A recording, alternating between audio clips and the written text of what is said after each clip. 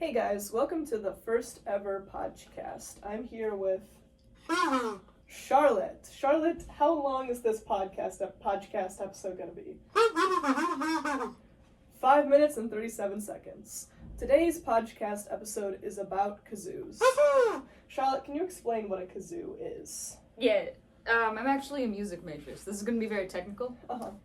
So this part is the long part, and it's a little bit smaller, and it's a little bit bigger. This is where the mouth goes, and this is where the air goes. So from the circle to this end, that's the long part? No, the whole thing is the long part the whole because thing it's is so the long long. part. Right. And then there's this circle up here, and to be honest, not really sure what it does, but I like it. No worries. You said you're a music major. Yeah. What do you like most about being a music major? I like how I kazoo. Right. Did you get this kazoo for free? Was it like course material? No, that's actually very interesting. I got this kazoo for $1.15, but actually lost 85 cents while ordering it. It was a whole situation. Now, how did you lose 85 cents? Vending machine. Right. Did you put in $2 then? It said exact change, so I put in $1.15, and it did not take the 15 cents, so I put $2 and it didn't give me change. Was the 15 cents a dime and a nickel? Yes, it nickels? was. Okay. Do you think if you put in 15 pennies, it would have gone a little better? I don't think so, honestly. You don't think so? Okay. Because, you see, the coin slot was rather large, so I think... Sure. Large coin slot means larger coin value. Could be. So this kazoo was I'm worth... not a math major. Of course not, So this kazoo was $1.15. Yeah. Would you say you got your money's worth out of it, even though it was effectively $2 for you? Yes. I think Good that's... answer. you can really hear the timbre on this. Right.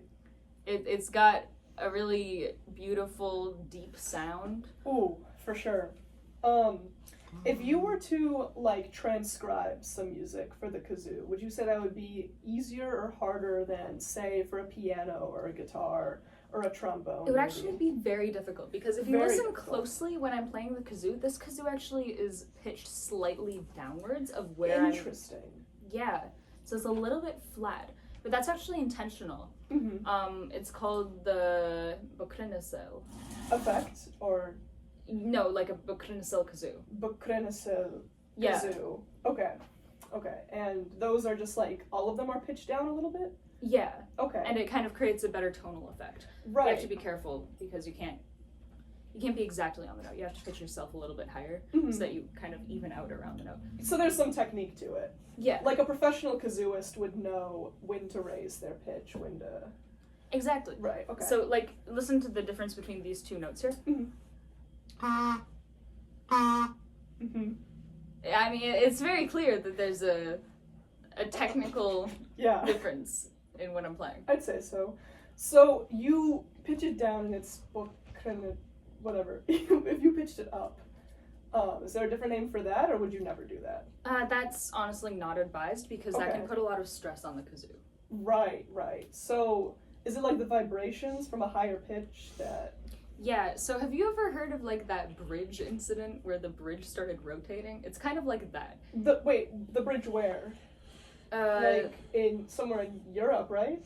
No, I think it was Oklahoma. Those guys in their bridges. Oh, you're so right. Tacoma Narrows, maybe? Tacoma Narrows, yeah. Yeah, you gotta be really careful that you don't hit the natural frequency of the kazoo. And if you pitch higher, natural frequencies of kazoos, just based off of how long they are, typically are just above an actual note, so that you're not going to be hitting that often. And that's part of why pitching downwards is so good for a kazoo, because you're less likely to accidentally hit that higher pitch. Yeah, so the lower pitch of it is not only to help a professional kazooist hit the right notes, but also for the structure of the kazoo itself. Exactly. For the long part, or for the unknown circle part?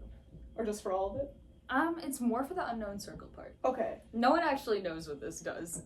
Interesting. Kazoo scholars have been looking into this for millions of years, and... Yeah. So when was the first kazoo invented? Around 5 years ago. Around 5 years ago? Yeah, it took a lot of work.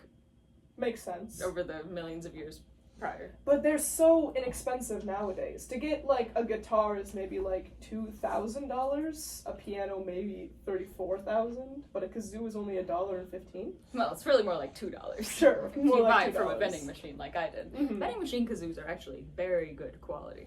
You can see What's the brand on this kazoo? This is Hyde Music. Hyde Music. Yeah.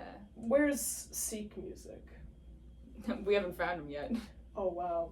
I know. Yeah. Well, thank you very much for sharing your kazoo with us. I really appreciate it. Yes, Is I'm hot pink your favorite color? I would say green is actually my favorite color. It's on the unknown circle It part. is on the unknown circle, But I do that's like so crazy. Mm-hmm. I think that's a very like Wednesday kazoo, not Wednesday like Adams, Yeah, I was but gonna Wednesday. say. No, Wednesday like Mick Adams from Mean Girls. Yes,